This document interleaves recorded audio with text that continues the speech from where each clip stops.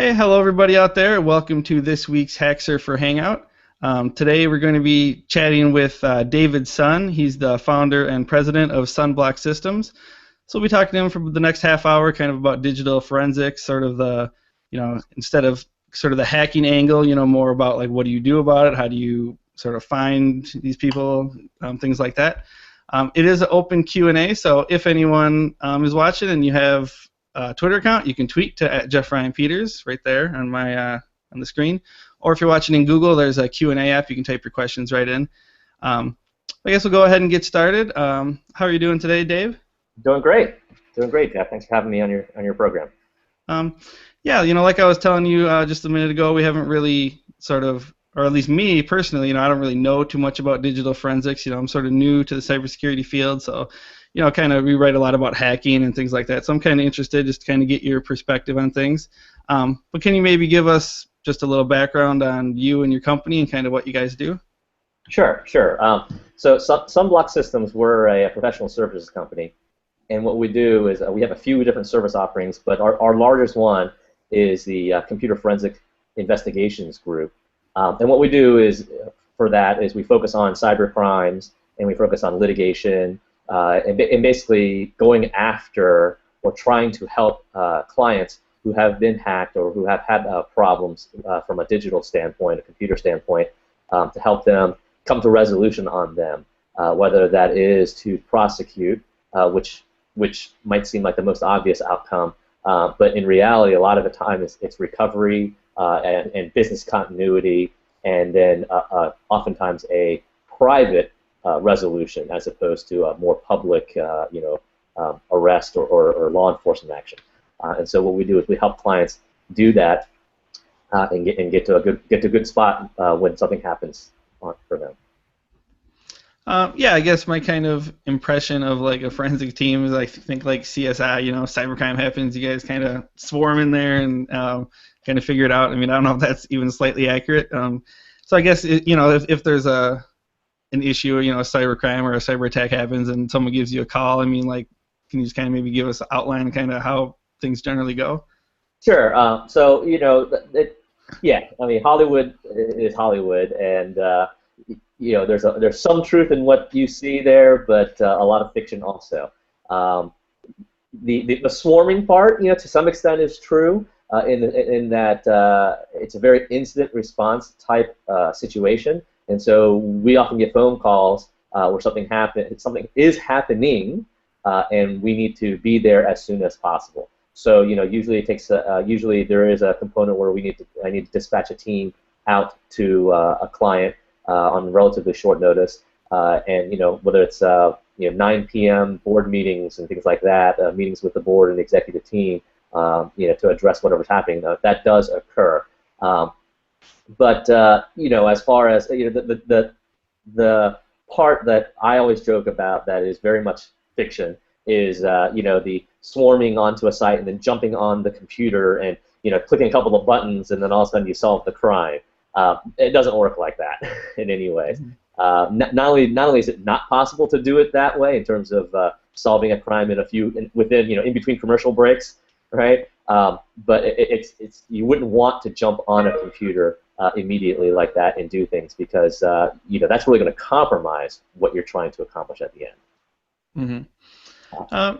Yeah, it's kind of interesting you brought up. It doesn't go very quick because one thing we kind of noticed. I guess I kind of noticed it kind of around the Target breach, and then there's all sort of these retail breaches this year.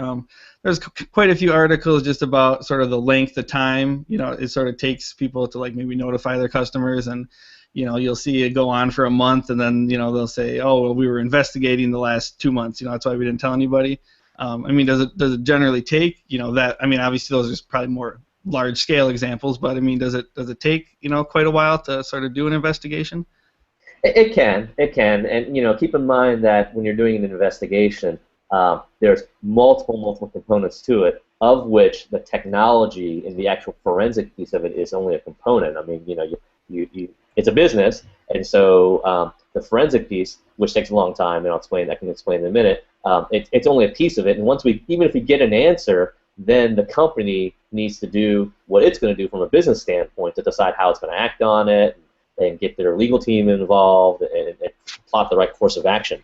So even when we come through from the actual technical piece, there's so many other moving components that it does take quite a long time. And then just the technical piece, again, takes a very long time. If you take a half step, if we take a half step back and think about forensics as a science, which is really what it is, it's a science that's gone back since 1200 AD, where people were, especially back then, started with medical practitioners trying to determine a person's cause of death, right? And then it's gone on to more recently things like ballistics with firearms, dermoglyphics with fingerprints, and graphology with handwriting analysis. These are all sciences that have a specific process, and the goal is to determine who did what and when, and possibly who actually did it, right?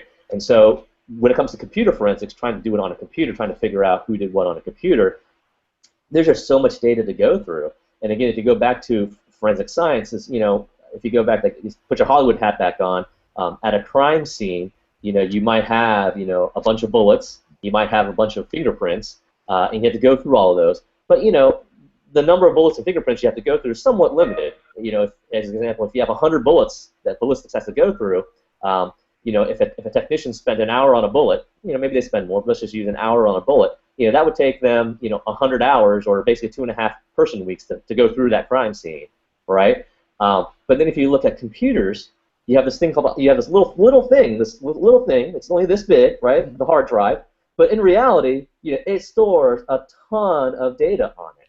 And when we do our computer forensics, we're going through that entire storage area of the hard drive. Even the areas, or especially the areas that the computer says are blank, right? And so we're going through the entire hard drive.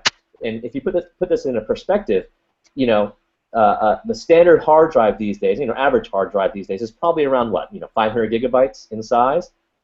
That's 500 gigabytes of data to go through. Well, again, to put this in perspective, if you look at the entire Encyclopedia Britannica, all 26 volumes of it, that is roughly, about a gigabyte's worth of data. Okay, so a 500 gigabyte hard drive, that's 500 of them. And how long would it take you to read the Encyclopedia Britannica 500 times? It takes a long time. And so there's a lot of data to go through.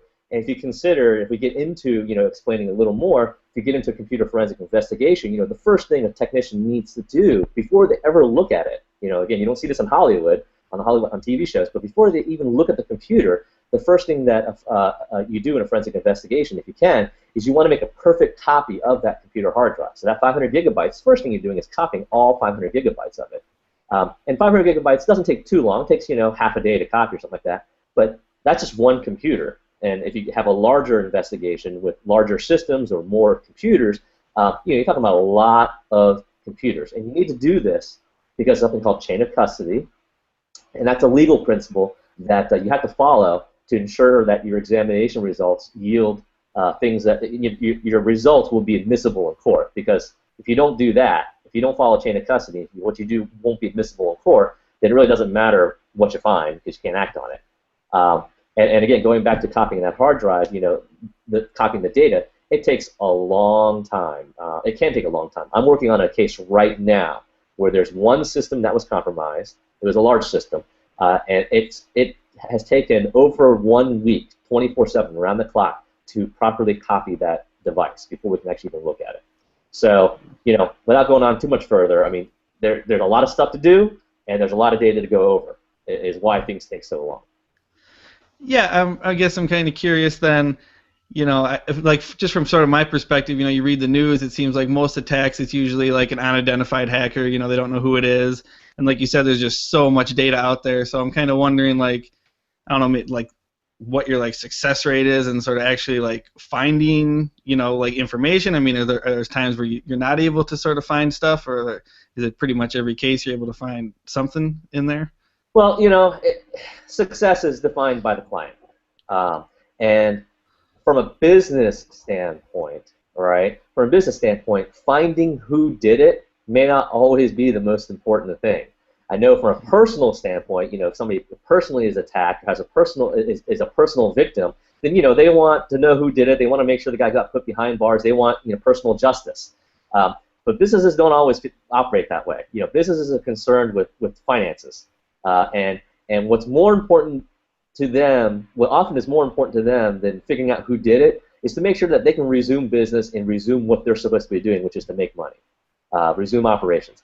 And so, really, that is oftentimes what's more important to a business than figuring out who did it.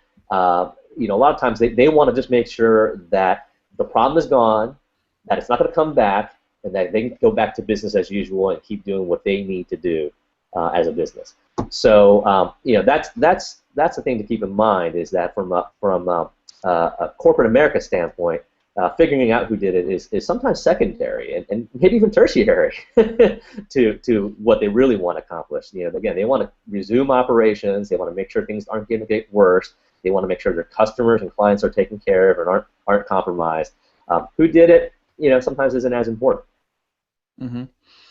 Yeah, I'm wondering if there's sort of maybe like I don't know, maybe not a typical example, but if there's sort of any sort of trends or kind of common things you see. I mean, there's so many different areas, of cybercrime. There's like intellectual property. There's people, there's fraud. There's, insider theft. Kind of outside hacking theft.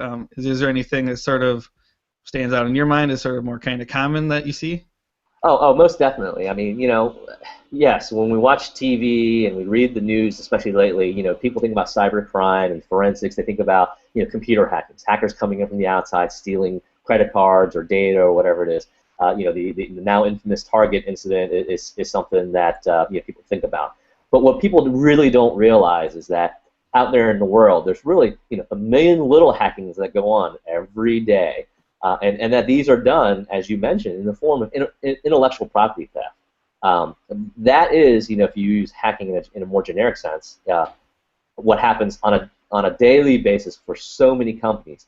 And by intellectual property theft, what I really mean, I'm talking about internal intellectual property theft. I'm talking about employees who copy off and essentially steal, the electronic data from their employers.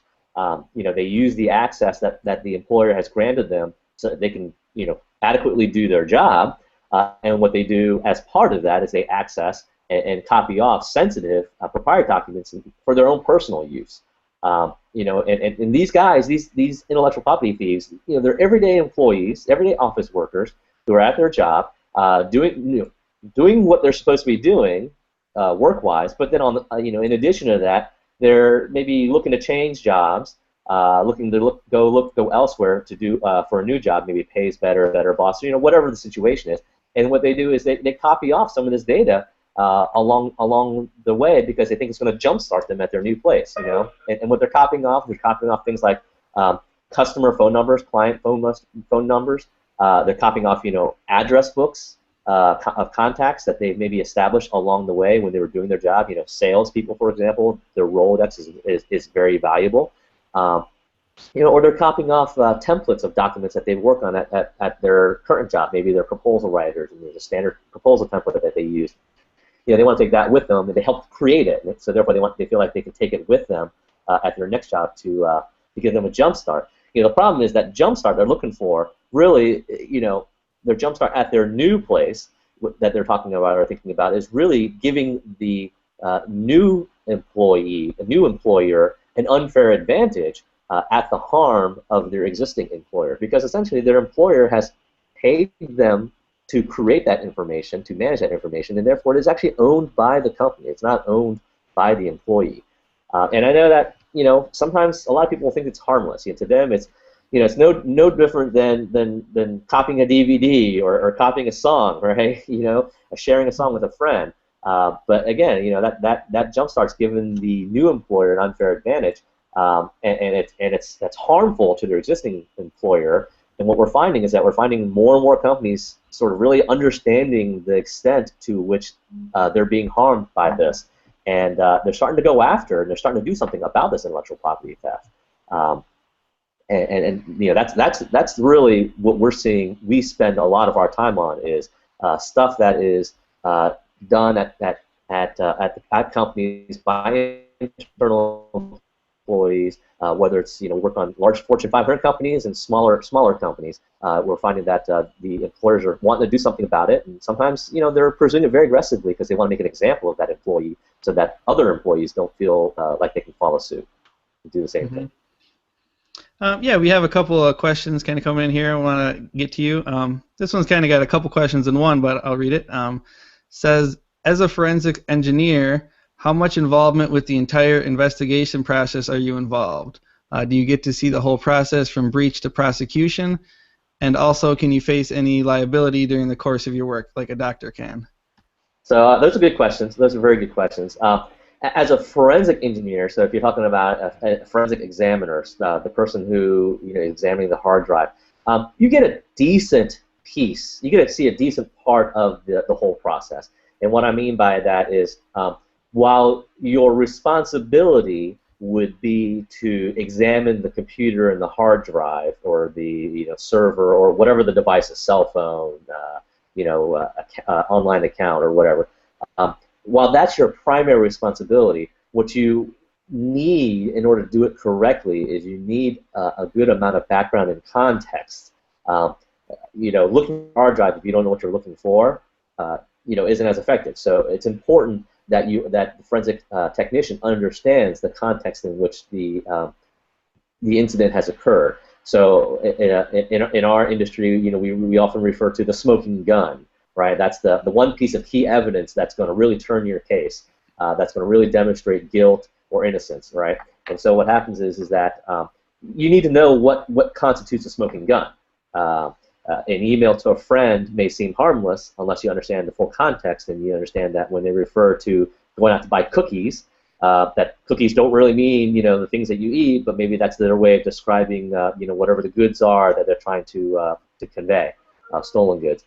So, so you get a decent understanding. You need to have a decent understanding of the case. As far as beginning to end, prosecution, things like that, that can be a little more limited. As a forensic examiner, you may not see what happens all the way to the end. Sometimes you give your report to the attorneys or the prosecutor or whoever that says, I looked at this. This is the smoking gun that I found, or what we think is a smoking gun, and how you found it, and you give it to them, and then they just kind of take it and move on with it. How involved you are after your examination sometimes depends on how far the case goes. To be specific, if you really found a smoking gun, this is what we find. This is what we find often occurs, is that we find something that's a pretty important piece of evidence, and when the other side sees it, that we have that evidence, that we've uncovered this. Oftentimes that'll drive a very quick settlement. Somebody will plead guilty to something, or somebody will say, okay, fine, and there's a settlement that goes on.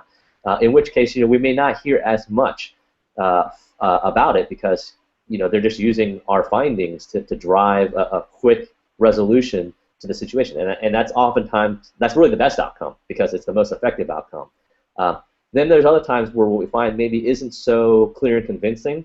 And then and the case actually does go to trial. It's much less common that a case goes to trial, but sometimes the case will go to trial, and then maybe we will get involved because we'll be called to testify and have to present the evidence at trial to a jury. So we might get involved that way. It really will depend on what the case is. I'm in the fortunate position that I help to run a lot of investigations, and so I tend to get involved with the legal strategy or the case strategy. I help to devise the strategy from the very beginning of what we're going to investigate, what we're trying to find, and then I often help consult with the attorneys and others involved and executives involved to say, okay, now that we found this, now that we found this evidence, here's our report. Here's what you can do with it. While I'm not a lawyer or practicing law by any means, giving legal advice, I'm working very closely with those attorneys so that they understand, what the ammunition we have given them is and how they can use that ammunition, so to speak. So I, as a case manager, I tend to get a little more involved in the beginning and a little more involved in the end than maybe just the examiner would. And I think the second component is about liability. There's a question about liability.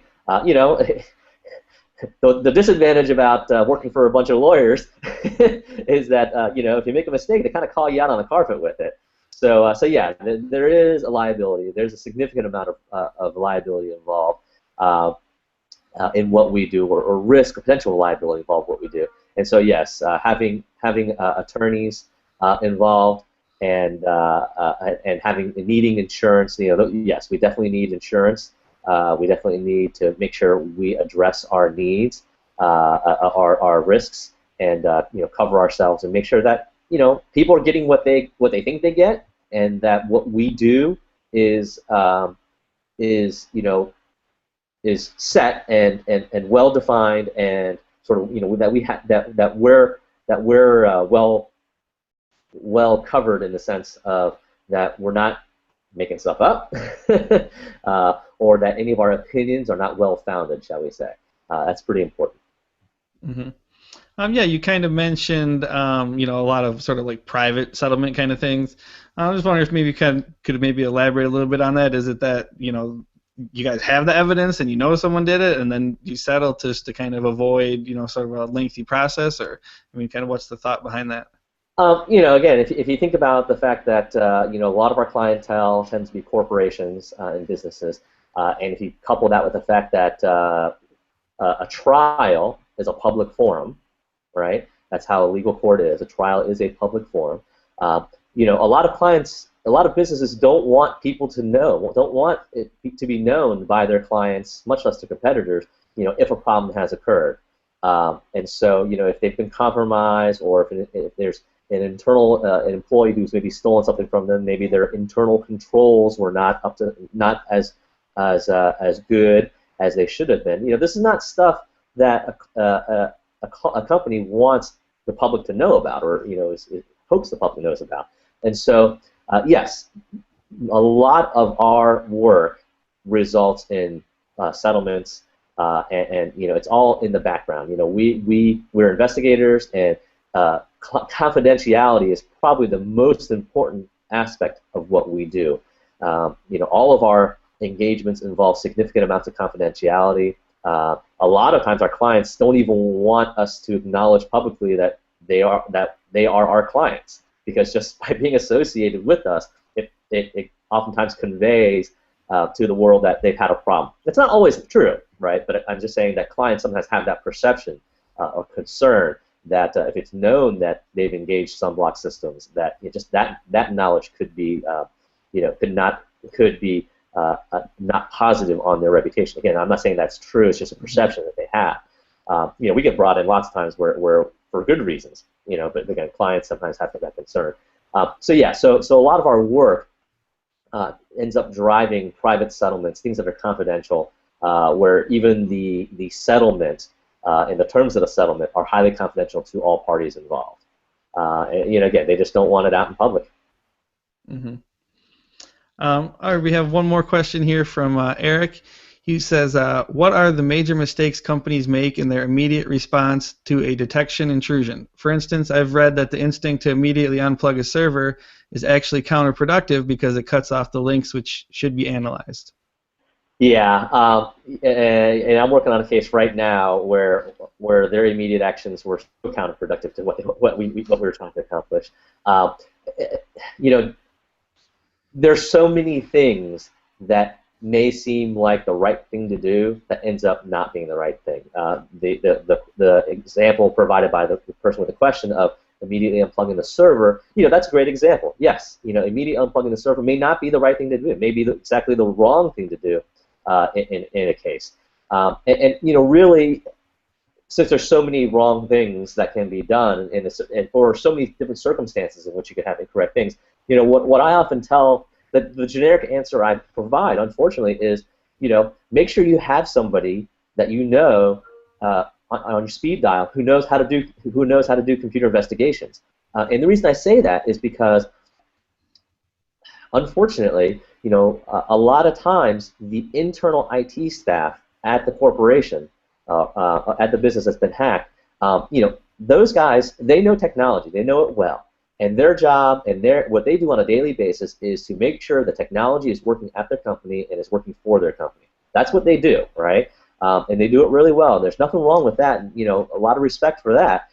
What they don't oftentimes do is deal with a compromise. Let's look at it from a different perspective. How many times does a company get compromised in its lifetime?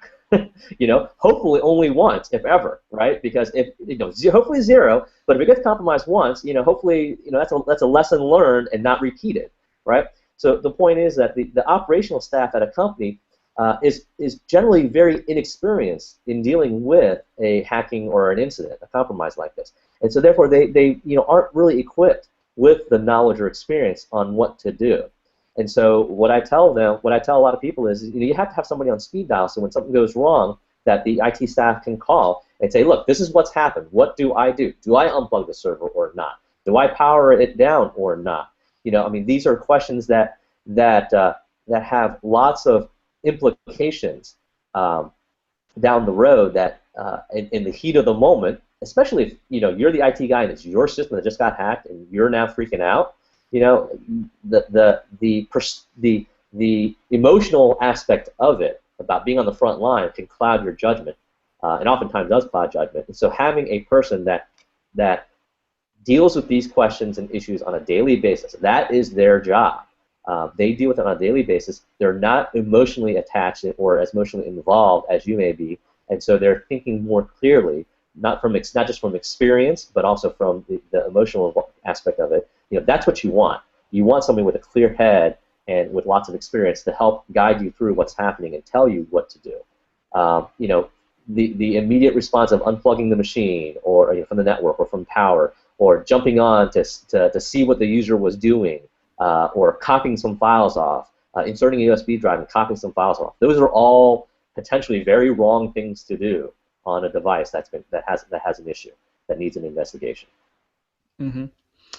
Yeah, we're just about out of time here. I wanted to ask you one question. We kind of ask everybody. We sort of have, I guess you'd call it like a question of the month, and with I guess sort of the 1 year since Edward Snowden anniversary kind of just passing. I guess the past year everyone's kind of been chatting about encryption, and he's been talking a lot about how encryption is the answer to a lot of things. So what we've been doing is just kind of asking everyone we get a chance to kind of just some general thoughts on encryption.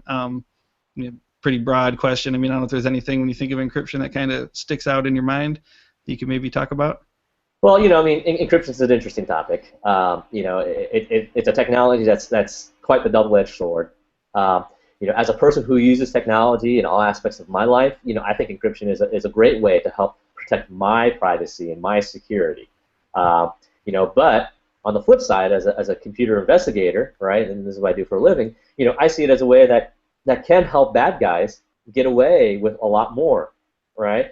And because of this, what we see is law enforcement agencies, they're trying to come up with encryption techniques that will still allow them to get access to the data, even though it's encrypted, right? They have backdoors. I think there's a story recently that NSA, as part of the Snowden, as part of the Snowden thing, it came out that the NSA was trying to introduce flaws into encryption standards, or that they're trying to push for encryption standards that they've already compromised. So again, the whole backdoor aspect. But I guess there's no good answer to this, right? To me, this encryption debate, it's kind of like the gun debate, and depending on how there's different perspectives on it, right? And I guess you have that old you got that old saying, I guess that applies to if you adopted encryption. Encryption doesn't hide data. People hide data, I guess, is what we can say. It just, there's no right answer to it. Mm-hmm. All right. Well, yeah, time's up. Thanks for stopping by. We appreciate it. Great. Thank you for having me. All right. Thanks, everybody. We'll do it again next week.